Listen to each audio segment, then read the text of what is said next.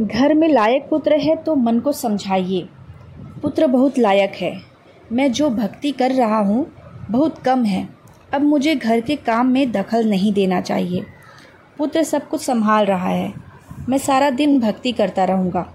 पुत्र लायक होता है तो प्रभु का उपकार मानकर निरंतर भक्ति करिए।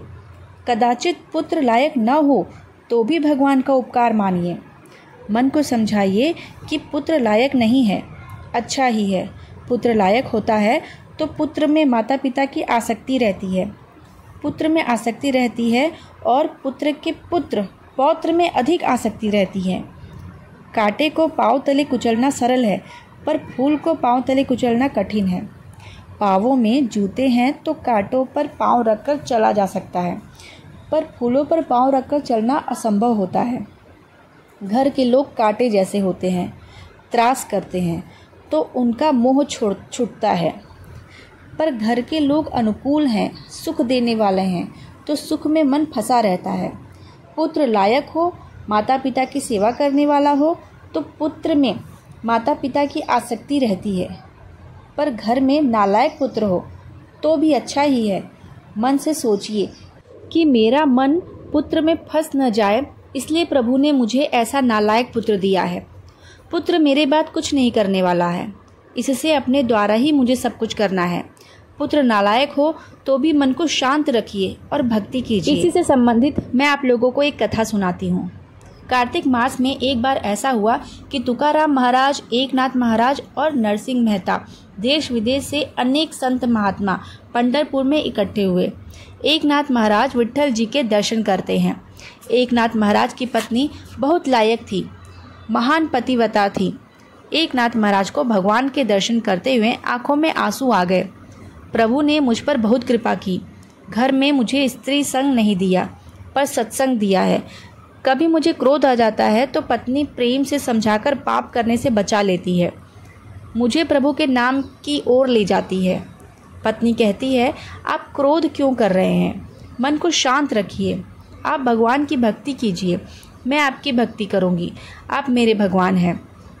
मैं घर की देखभाल करूंगी, घर की चिंता न रखिए। सारा दिन आप भक्ति करिए। वह स्त्री नहीं है, संत है। आपने लायक पत्नी दी है, इससे मैं सारा दिन भक्ति कर सकता हूँ।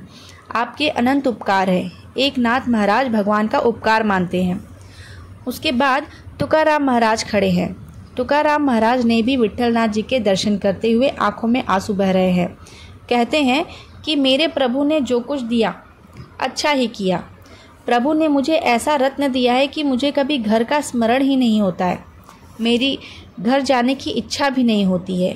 तुकाराम महाराज ने घर के कर्कशा पत्नी थी। तुकाराम महाराज के घर में कर्कशा पत्नी थी। महाराज को बहुत त्रास करती थी। महाराज सारा दिन एक पर्वत पर बैठकर भक्ति करते रहते, घर जाते ही न थे। घर जाए तो पत्नी टंटा करती थी। इससे तुकाराम महाराज कहते हैं कि प्रभु ने जो कुछ किया अच्छा ही किया। मुझे घर का स्मरण तक नहीं होता। मैं सारा दिन विट्ठल जप करता हूँ। मेरे प्रभु जानते थे कि तुकाराम को अनुकूल पत्नी मिलेगी तो पत्नी में आसक्त हो जाएगा। पत्नी में मेरी आसक्ति न हो, इससे ऐसी प्रतिकूल पत्नी दी है। अनुकूल पत्नी होती तो भगवान की नहीं, मैं पत्नी की भक्ति करता होता। पत्नी के त्रास के कारण मुझे विश्वास हो गया कि संसार में सार नहीं है, संसार में सच्चा सुख नहीं है। इससे मैं प्रभु के पीछे पड़ा हूँ, नहीं तो मैं प्रभु को भूलने ही वाला था। मेरे प्रभु, आपने जो कुछ भी किया अच्छा ही किया, विचार पूर्वक किया है। आपके अनंत उपकार है मुझ पर। और उनके बाद नरसिंह मेहता खड़े थे। उनकी पत्नी की मृत्यु हो गई थी। वे विट्ठलनाथ जी की दर्शन करते करते नाचने लगे, आनंद में नाचने लगे, राधे गोविंद भजने लगे। प्रभु ने जो कुछ भी किया अच्छा ही किया। मेरे देखते ही मेरी पत्नी की यात्रा निकली। अब मुझे कोई चिंता नहीं है। पत्नी होती तो चिंता रहती। आपने उचित ही किया। अब घर में कोई पूछने वाला नहीं है। घर में आपका और मेरा, हम दोनों का ही राज्य स्थापित हो गया है। मैं और मेरे प्रभु बहुत भक्ति करूँगा, आनंद आएगा। भक्त और भगवान के बीच तीसरे का कारण बहुत गड़बड़ होती है। भक्ति में विघ्न आते हैं। नरसिंह मेहता भगवान को मना रहे हैं कि आपने जो कुछ भी किया अच्छा ही किया, अब झंझट दूर हुआ, अब सुख से भक्ति करूँगा। एक नाथ महाराज की पत्नी बहुत अनुकूल थी, इससे प्रभु का उपकार मानते हैं।